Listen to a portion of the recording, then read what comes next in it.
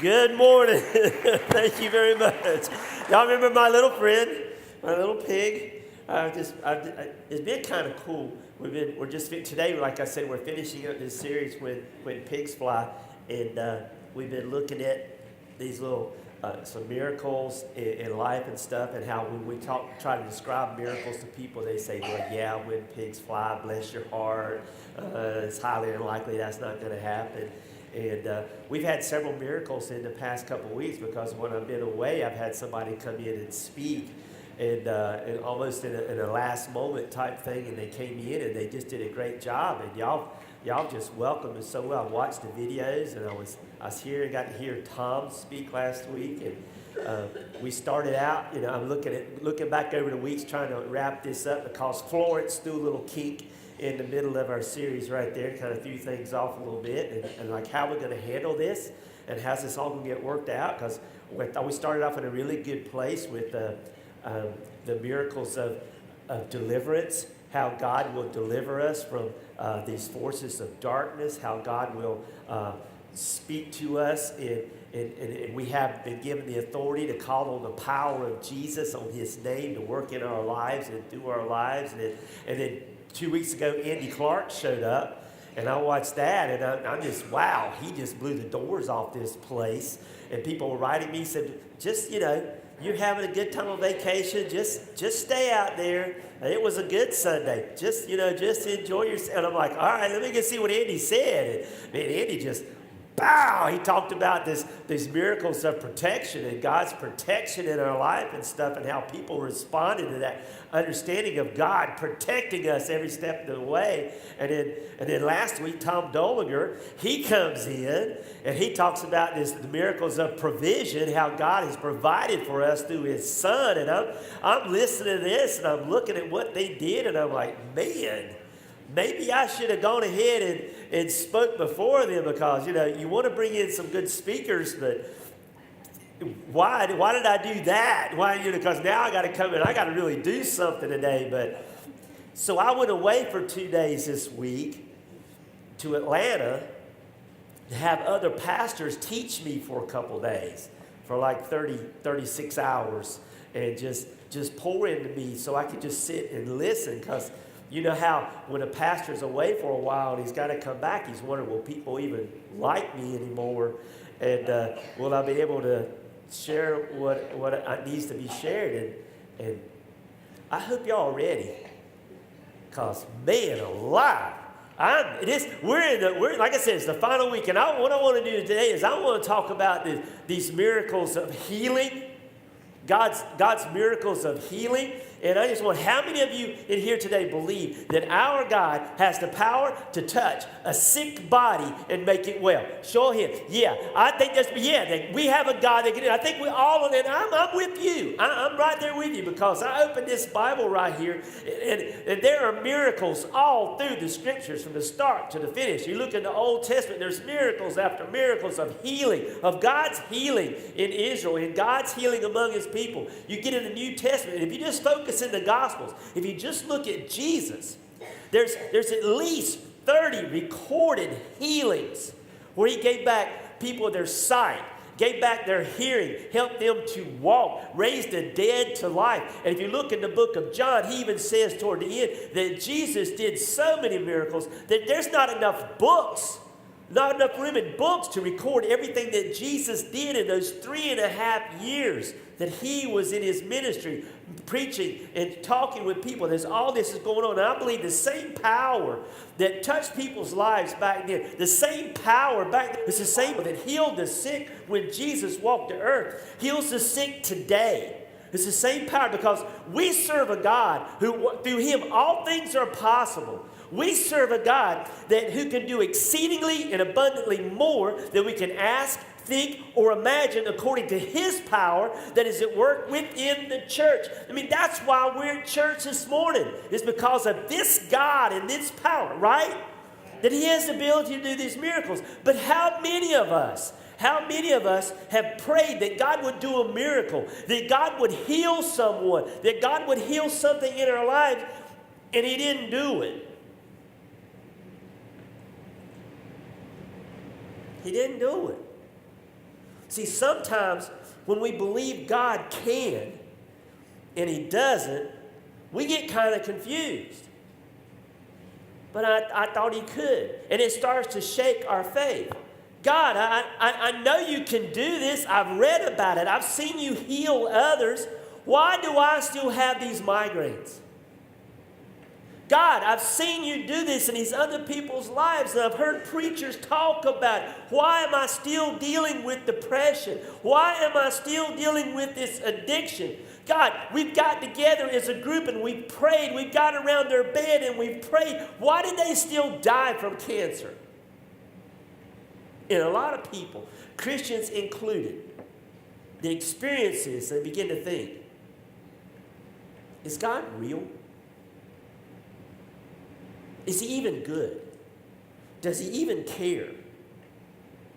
What do we do? How do we go before God and pray for a miracle of healing in someone's life, knowing that he can, knowing that he has the power to do that? We've read about it. We know he can do that, but he doesn't always do it. He doesn't do what he could do. He doesn't do what we think he should do. What do we do? So what I want to talk about today, and I want to talk about that. That's what I want to talk about. And I want to talk about it in a way that might answer some questions. And at the same time, strengthen our faith in a God that we pray to for a miracle of healing, a miracle of deliverance, a miracle of protection, a miracle of provision. And I want to begin this with this foundational thought that we need to have with ourselves today. Our God heals, but he doesn't heal everyone all the time. Our God heals, but he doesn't heal everyone all the time. And we know this is true because we just raised our hands and said that we prayed and God didn't do it. A lot of people don't realize, though, that this even happened in the scriptures, that this happened to the people, the faithful followers of Jesus. This happened to them, that their prayers weren't answered. And one faithful follower that might come to mind to you is the Apostle Paul.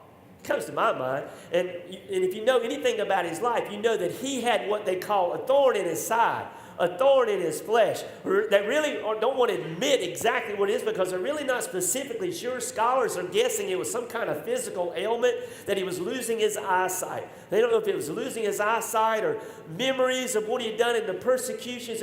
These things, but whatever it was, we do know that he persistently pleaded with God in 3 seasons of prayer, not in 3 moments of prayer, not just in 3 times of prayer, but 3 seasons. These were like days of prayer where Paul would go into days of or weeks of prayer, that he would plead with God, saying, God, I know you can do this.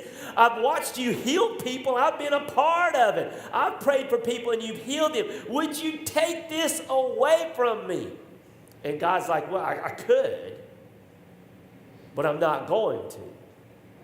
What I'm going to do is I'm going to show you that my grace is enough for you. You don't need all this. You don't need all that. You don't need me to do this. You just need to know that my grace is enough for you. Our God heals, but he doesn't heal everyone all the time. And when I say that, even when I wrote it down and I started thinking about it, maybe you wondered, hey, like me, have you ever wondered, did Jesus ever choose not to do a miracle? Was there ever a point in Jesus' ministry when he was approached by someone, had the opportunity, had the power to perform a miracle, and chose not to do it? Surprisingly, the answer is yes. There were times that Jesus chose not to do a miracle. And I started researching this and looking, and I'm like, this is messing my mind up. We're talking about Jesus. Now, when we talk about Jesus, we talk about miracles, and he chose not to. And I found 3 reasons why Jesus would not do miracles. 3 reasons why he would not do miracles. Here's the first reason that Jesus would not do a miracle. Jesus refused to perform miracles to prove himself. To prove who he was. He would not do a miracle to do that. Have you ever done that? You just say, God, if you'll do this one thing in my life, everything's falling apart. But God, if you do this one thing, then I'll believe that you are who you say you are, and I'll truly devote my life to you. If you'll do this one thing. Anybody ever done that? If you just do this one thing, God, I'll believe you're real. And the rest of you are just afraid to admit it. Because we do it all the time. We challenge God and we test him to see if he's really there. To see, God doesn't play like that. If you look in the scriptures, I found this in Mark chapter 8. In verse 11, it says that the Pharisees came and began to question Jesus. And they're always doing this. When you read about Jesus, when he's doing something, the Pharisees show up. And they always have some kind of hidden agenda. They always have some kind of motive for when they want to come and talk with Jesus. And this even tells you what their motive is. To test him. To test him, they asked Jesus for a sign from heaven. Jesus, if you would just do one thing, if you would just do a miracle, just one thing, Jesus, and we would believe that you really are the Son of God. If you would just do one thing to prove who you are. And look at his response.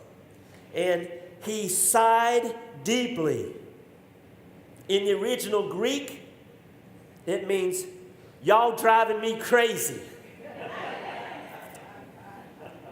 You got to get in Jesus' head because these Pharisees are constantly coming. Y'all driving me crazy. Look, this is where I get this from.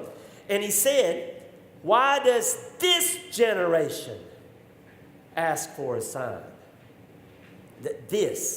Why does this generation? Why do you, of all people, Pharisees, why do you ask for a sign? You know the scriptures.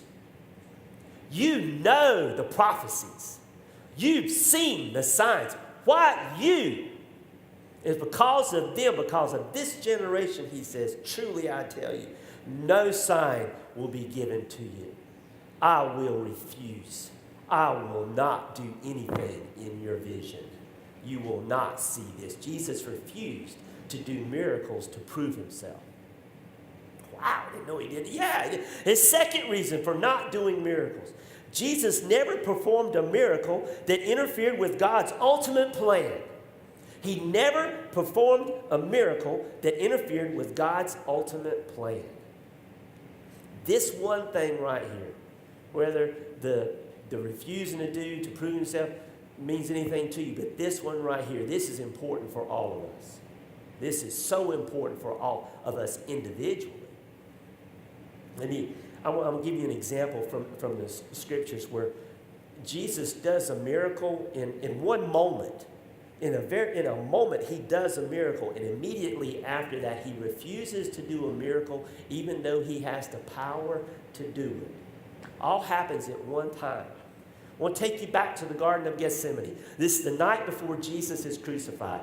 Jesus and 11 of his disciples are there in the Garden of Gethsemane, and Judas shows up with the temple guards, the Roman guards. He shows up to betray Jesus. He comes to Jesus, hugs him, and gives him a kiss on the cheek to let the guards know which one of these 12 people here in the middle of the night, in the dark, which one to arrest. And when he does this, here's good old boy Peter standing over here. Not to my Jesus, you're not doing that. And he pulls out a sword to defend Jesus, and he cuts off the ear of one of the temple guards, one of the Roman guards. And he had great intentions. He had good intentions to defeat Jesus or defend Jesus, but he just didn't know how to use a sword. So this is a plug for concealed carry. You need to learn how to point.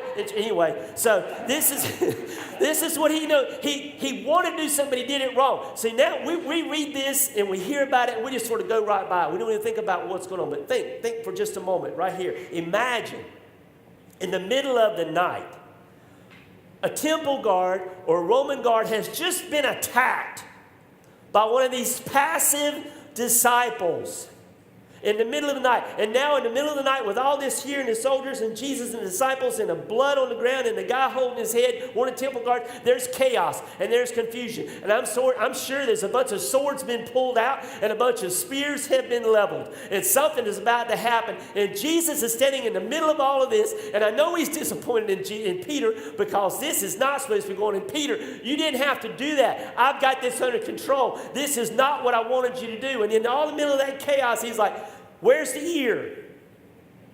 Somebody find the ear. It's in the middle of the dark. Somebody find the ear. And they find the ear, and Jesus does a miracle in that moment. In the middle of all of that, Jesus does a miracle and places the ear back on the guard's head and heals him. And the very next thing, the very next moment, Jesus chooses not to do a miracle when he could have. When you look in Matthew chapter 26 at this event, in verse 53, Jesus says, don't you realize that I could ask my Father for thousands of angels to protect us? Not me. You, Peter, James, John, Nathaniel, Matthew, Thomas. I could ask my Father for thousands of angels to protect us, and he would send them instantly. But if I do this miracle right now, at this moment, because I could, how would the scriptures be fulfilled that describe what must happen now? How would God's ultimate plan of salvation for the world be carried out? What we need to understand happened, what really happened right there at that moment. Jesus is about to be arrested, persecuted, tortured, beaten, and crucified. And he chose not to interfere with God's plan. Because at that moment, we were more important than a miracle. Our lives were more important than a miracle for him and his disciples. Jesus refused to do miracles to prove himself, and he would never do a miracle that would interfere with God's ultimate plan. The third reason Jesus would not do a miracle. Jesus didn't do miracles where there was no faith. Jesus didn't do miracles where there was no faith. Jesus went home one time in his journeys with his disciples. He went to his hometown, and the people in his hometown really just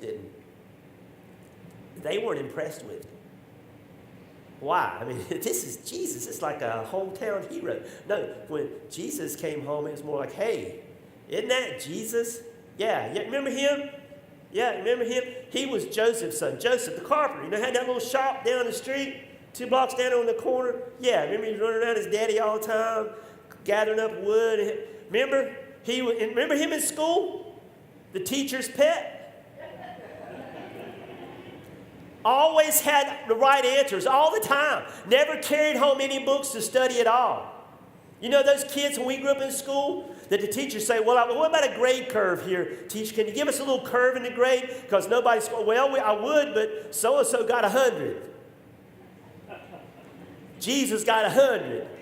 You know, this is how they looked at him. This is how they thought about Jesus. And it says in Matthew chapter 13, verse 58, and he did not do many miracles there because of their lack of faith. Faith. Their lack of faith. It's important for us to understand that faith moves the heart of God to heal. Faith moves the heart of God to heal. There's a lady in the scriptures who had what the scriptures say was an issue of blood. She bled constantly for 12 years. She was embarrassed. She was always in pain. She was ceremonially unclean. Nobody could be around her, but Jesus was going through town. And she thought to herself, if I could just touch, if I could just sneak through the crowd, if I could just get my hand on his garment as it goes by, then I would be healed. And she does that. She gets there and she sort of sneaks up and covers herself, and she reaches down, she touches the edge of his garment. And he felt it. He felt power leave him. And he turned around and said, somebody touched me. Who touched me? And finally, she comes up and confesses that it was her, that she was the one that touched him. And in Mark chapter 5, verse 34, it says, he, Jesus, said to her, daughter, what's he say? Your faith has healed you. It wasn't me. Your faith has healed you. In Luke chapter 7, there's a man with leprosy that he has to sneak up to Jesus through the crowd because nobody could be around a leper. Everybody, because they were so unclean. And he walked his way and snuck his way up to Jesus, and he bowed down at his feet and worshiped him. And in Luke chapter 7, verse 18, Jesus looks at this man and says, rise and go. He looks at him and says, rise and go. Your faith has made you well. In the book of Mark, there's a blind man on the side of the road, and Jesus and his disciples are walking by with all the commotion. The blind man says, I can't see you, but I can hear you. I know you're there. Have mercy on me, son of David. And in verse 54, Jesus says, go. Your faith has healed you. God is moved. Our faith moves the heart of God to heal. It's our faith that does it. And what I found so interesting when you read through the Gospels, and according to the Gospels, based on the Gospels, there's only one thing. There's one thing we have that amazes Jesus. You know, God knows everything about us, but there's one thing about us that constantly amazes Jesus. Do you know what that is? Anybody? That we have that amazes Jesus. Our faith amazes Jesus. It amazes him. And it amazes him in two ways. Two completely different ways. One way, our faith is like, he looks at us and our faith is like, wow, your faith is amazing that you would reach out and trust me that much. And then there's times where he's like, you don't think I can do anything? Really? Wow. Two different responses to our faith. The one thing that we have that amazes him. And it's recorded, all those two differences are recorded in the Bible. In Luke chapter 7, there's a Roman centurion. A Roman centurion, he has a servant that's ill. And he comes to Jesus and says to Jesus, I'm not worthy for you to come to my house. But I believe if you just say the word, if you just say the word, my servant will be healed. And in verse 9, watch this. When Jesus heard this, when Jesus heard him say that, he was amazed. Jesus was amazed by this Roman centurion's faith. Look what he says.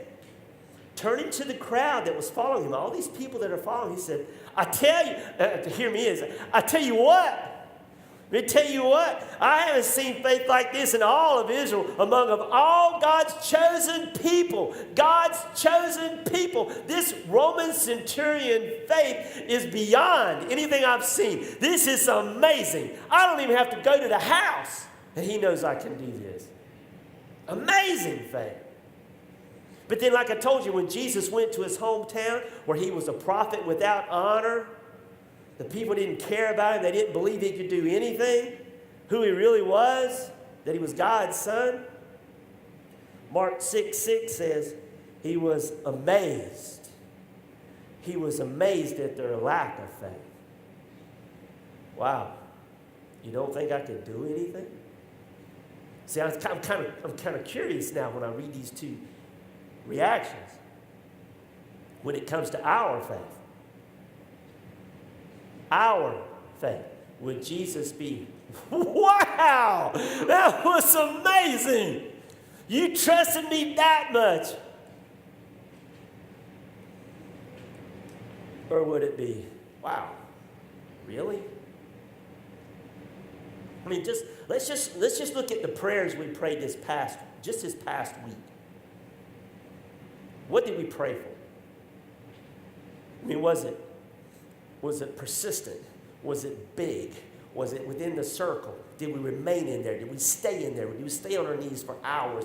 Were we asking God to do something huge, to intervene in our life in a big way, in a wow way, where we're testing God and we're trusting God, we're having faith in God to do something amazing? Or was it more like, God bless this food and keep us safe today?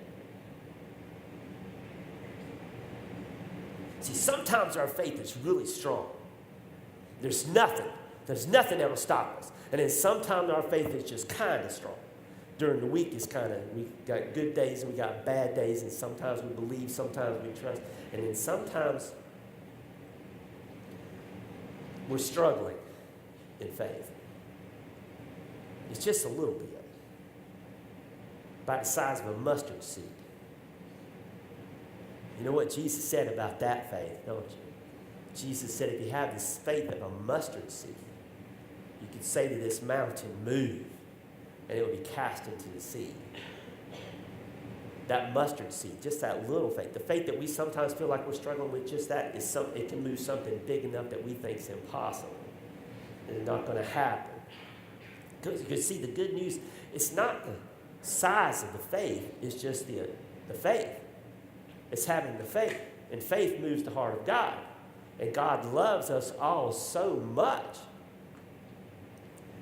to work through us, no matter what type of faith we have, no matter the amount of faith we have. Back a couple weeks ago, it feels like a couple months ago, when we started this series, I shared with you about the event about the young boy that had been afflicted by demons, to where he was throwing himself into the fire to kill himself and throwing himself in the river to drown himself because of so much pain and pain. And the father came to Jesus and asked Jesus, he shouted at Jesus, do something, do something, do something. Well, that same event is recorded in the book of Mark. But in the book of Mark, it really focuses more on the father's faith. It emphasizes the father's faith in what Jesus could do for his son. That when he comes to Jesus with his son, he asks Jesus to help his son if you can.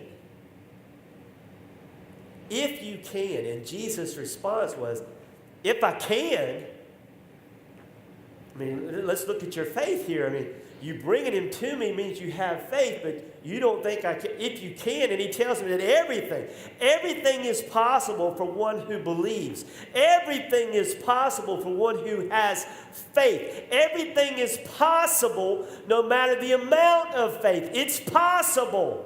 If it's strong faith, if it's kind of strong faith, if it's mustard seed faith, it's possible. He's explaining this to this father, that everything is possible. And in Mark chapter 9, verse 24, immediately the boy's father exclaimed, because, Jesus has challenged him. Help my son if you can. If I can, everything's possible. And he's like, well, all right. I do believe that you can do this. Help me overcome my unbelief. This is an honest response from a father. And I believe his honest response to Jesus is where a lot of us live today in our faith. I do believe. I believe in God. I believe in Jesus. I believe that the scriptures say he can do this. I believe he can do these miracles. But I'm still human. I have my faults. I've seen God do this in their life, and I've seen God do this in their life, and I've read it in the Bible, and I've studied how he's done this. And I know, God, I believe you can do it. I'm just not sure you'll do it for me. And if you don't, I don't want to get my hopes up. Because if you don't, where does that leave me? See, a lot of people base their faith in God on how he responds to their prayers. God, if you do this, I'll know you are who you say you are. and I'll believe even stronger, and I'll have more faith in you. A lot of people base their faith on what God responds in their prayers and how if God will do a miracle in their life, that determines their faith. But I want us to understand today that our faith isn't based on what God does. Our faith isn't based on what God does. Our faith is based on who God is. Amen. Understand? Our faith isn't based on what God does. Our faith is based on who God is. I mean, sometimes He will answer our prayers. I mean, He'll show up and show off. I mean, He'll do some kind of big-time miracle in our life. It can't be explained any other way than God's miracle in our life. He'll do that. But then sometimes in ways that I might not understand, or you might not understand, He's going to say, you know what? This could help you. But I have something eternal that's beyond your thoughts and beyond your understanding, higher than you ever thought about. And even though it may hurt you right now, and you may think that I'm not good right now, you need to trust me right now. You need to have faith in me right now. Even if it's just a mustard seed, you need to hold on to that little mustard seed, because our faith isn't based on what He does in the moment. It's not based on whether God sees and hears our prayers and does a miracle in our life. Our faith is based on who God is and what He did for us on the cross through His Son, Jesus. That He allowed His Son to give His life for us. That He could have stopped all that. He could have called His angels from heaven and said, no, I'm not doing this. But we were more important than a miracle. So instead of that, He went through all the persecution. He went through all the torture, through all the pain, through the crucifixion and death on the cross to prove how much He cares for us, how much He loves us, and came back to life on a third day because God has power over the grave. And He brought Jesus back to life to prove to us that we are His sole purpose here on earth. See, that's what it is. Yeah, I mean, can you understand what? You need to understand when God sent Jesus, His highest purpose wasn't for Jesus to come here and heal our bodies. I'm not saying He doesn't heal. He does heal, but that wasn't His purpose. If you really want to know what Jesus' purpose is, you got to look in the red letter editions and look at some of the things that Jesus said, like, I have come that they would have life and have it more abundantly. I didn't come for the righteous. I came for the sinners. I've come to seek and save the lost. Jesus' highest purpose isn't to heal our bodies.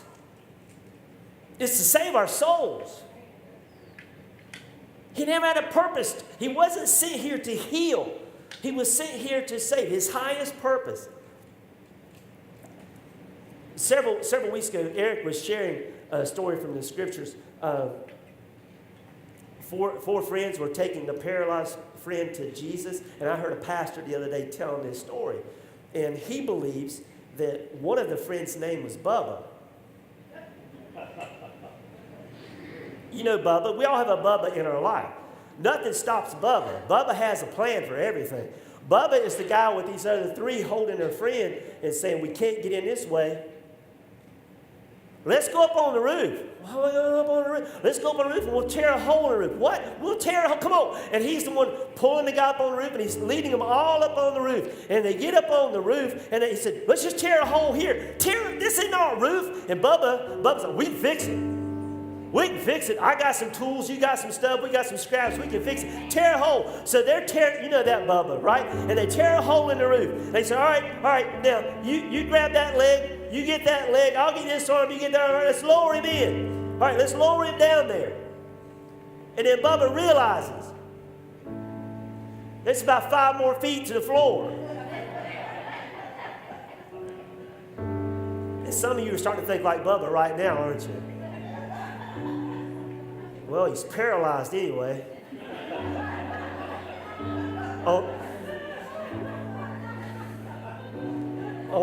On 3, drop him. 1, 2, 3, and they drop him. No, it's just the way, I think it's cool. I think it could possibly happen. Because we all have a Bubba in our life. We've been there. They know Jesus is going to do something. And in Mark chapter 2, verse 5, when Jesus saw their faith, Bubba and his buddies, we saw their faith. That nothing was stopping them, nothing was coming in the way, because we know that our faith moves the heart of God. When Jesus saw their faith, he said to the paralyzed man, who's not crying because he's not hurt, people, okay? He said to the paralyzed man, son, your sins are forgiven. Jesus forgives his sins first. He saves his soul first, because his highest purpose wasn't to heal our lives, it was to save our souls. Because of Jesus, because of what Jesus did for us by saving our souls. Chains fall.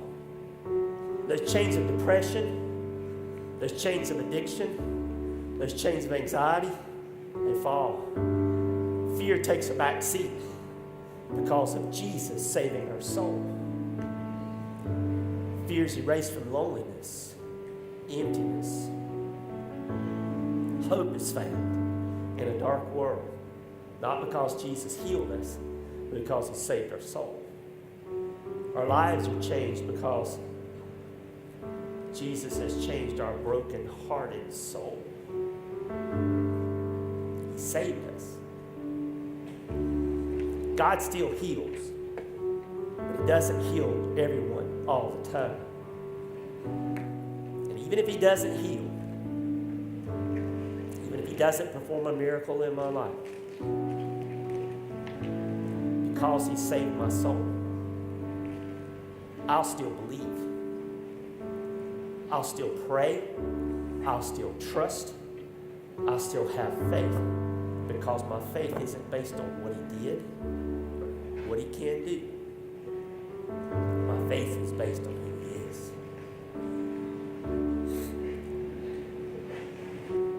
I know the band's going to start coming up and get ready to lead us in worship, but I want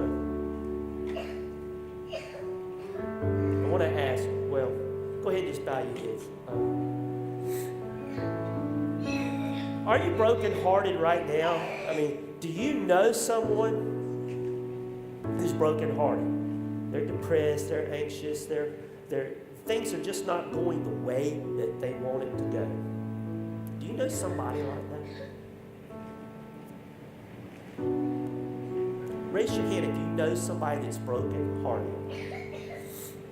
And you probably want Jesus to, you probably prayed for God to heal them, probably prayed for God to move in their life in such a way to touch them that you could do something for them. No, leave your hands up, because this is what I want to do. I want to pray. Keep your hands up, because I want to pray for you, and I want you to pray for that person. That person might be you.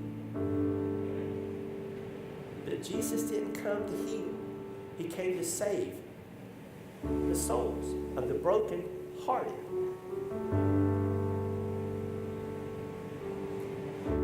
God, we all go through our lives, and there's times in our life that things aren't going our way, and we ask you for help. And if you just do this, God, then we know that you are there. If you'll just do this. But God, today we're going to rely on our faith, not in what you can do, but who you are.